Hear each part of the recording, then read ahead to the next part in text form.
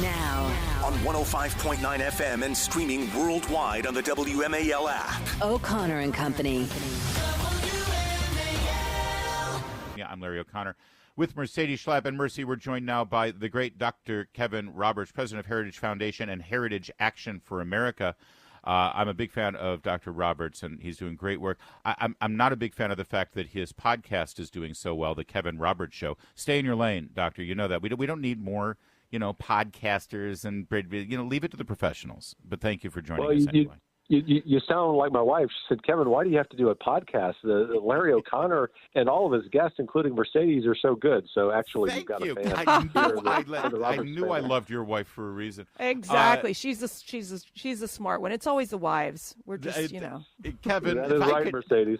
I want to ask you, listen, I am a big fan of Project 2025. I think that it's very smart. I think that it's well laid out. I think that it voices not just conservative principles, but how to put those principles into action so that an actual change can take place in Washington, D.C. and the federal government.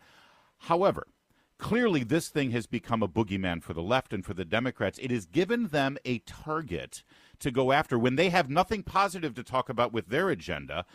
You have many critics, even critics who support your efforts and agree with you ideologically, say, why did you give the Democrats this target that they can go after and lie about and create this boogeyman, this monster to scare voters? How do you respond to that? Well, great question. The answer is that the left has created the boogeyman, really a straw man. They have mischaracterized everything about Project 2025 except one thing. The one thing they get right is that we do, in fact, call for the elimination of the Department of Education, something that President Trump, to his credit, has been talking about for a while. And so I think the key thing to remember is that our motivation for doing this project with 110 other groups was to insert some policy substance into the political discourse.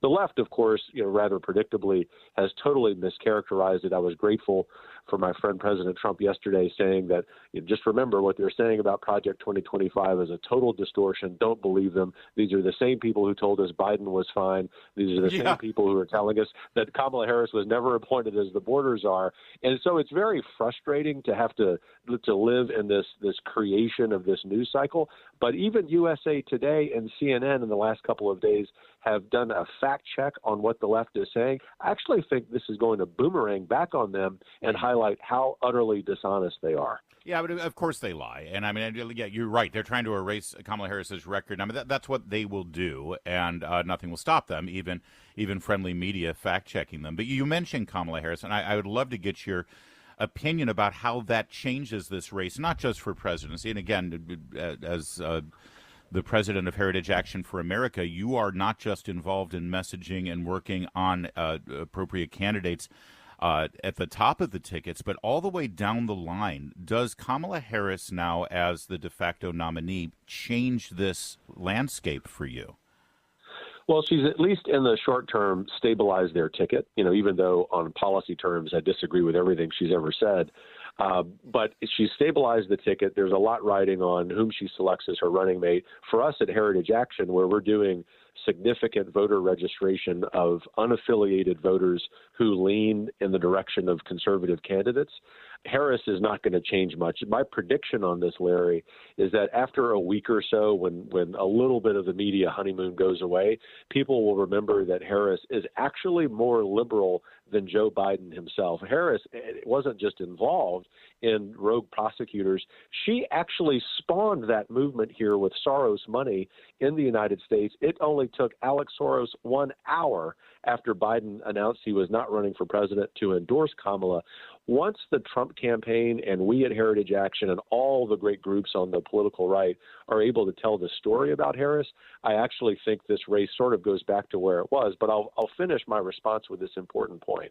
And Mercedes, given her expertise and experience, I know would underscore this. We must run this race as if we're 10 points behind, because otherwise I think the left and their allies in the media will really take advantage of our confidence. Yeah, Kevin, I think you're absolutely right. I know so many Republicans, so many of us came out just full of energy. It was a great convention, but it almost feels like the whole assassination attempt on the life of President Trump, that's almost like in the back burner. It's kind of insane. The media has moved beyond that. Now they're celebrating Kamala Harris as this, amazing pick as a Democrat nominee, this Harris honeymoon.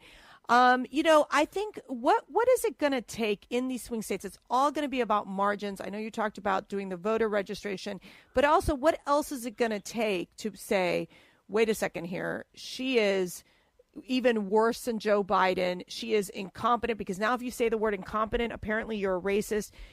Things are that presidential debate is going to be very, very, it's going to be a very different situation than we saw between Joe Biden and President Trump. What do you think it's going to take to really move these voters?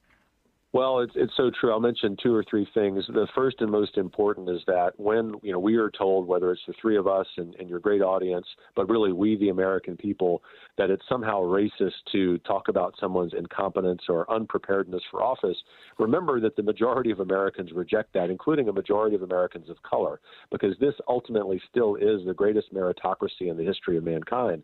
And so let the left say that. It might, create, great fanfare in the chattering class in Washington and New York, but the American people reject it. The second point is J.D. Vance's selection as Trump's running mate is a masterstroke across the board with the youth vote, but particularly in the Rust Belt. And so he really does accentuate the appeal that Trump has there. Harris is deeply unpopular in those swing counties in the Rust Belt, and I think they've got the left has a real electoral disadvantage. But the third thing I would say is that when you look at the policy contrast between what Trump accomplished in his first term and what the Biden-Harris regime has done with the open borders, with a utter lack of public safety, with a terrible economy, with America not being recognized and appreciated around the world. When we get the opportunity to tell that story, Mercedes, I think this election is going to be very clear. But we've got to run a very good race for those of us speaking now as the president of Heritage Action and really, really disciplined on that policy contrast.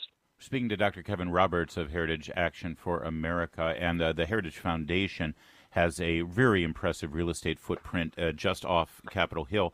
You're also about a block away from Union Station, and that was the middle of an ugly, violent, destructive mob last night in support of Hamas.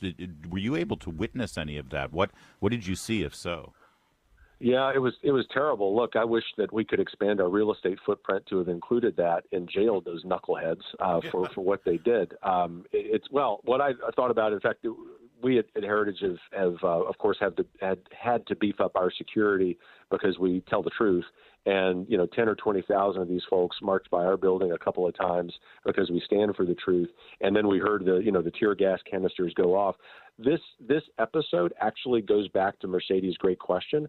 The American people will see this and they will say something is wrong in this country, and the people who've been running the country, Biden and Harris, the last 3.5 years, are responsible. We have to get back to understanding that it is unacceptable to allow people to tear down the American flag, to burn it, to chant Allahu Akbar in the nation's capital, right there 2 blocks from the U.S. Capitol. Those of us on the political right would never be allowed to do something similar, and the American people are tired of the double standard. And those of us on the political right would never do such a thing either, and that's part of the double standard, Dr. Roberts. You're right. And I want to reiterate, not just take down and burn the American flag, but then fly the Palestinian flag in its place. Kind of insurrection-y.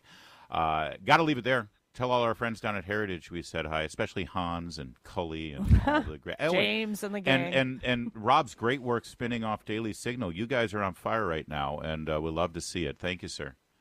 Hey, man, y'all are awesome. Take care. It's 7:15.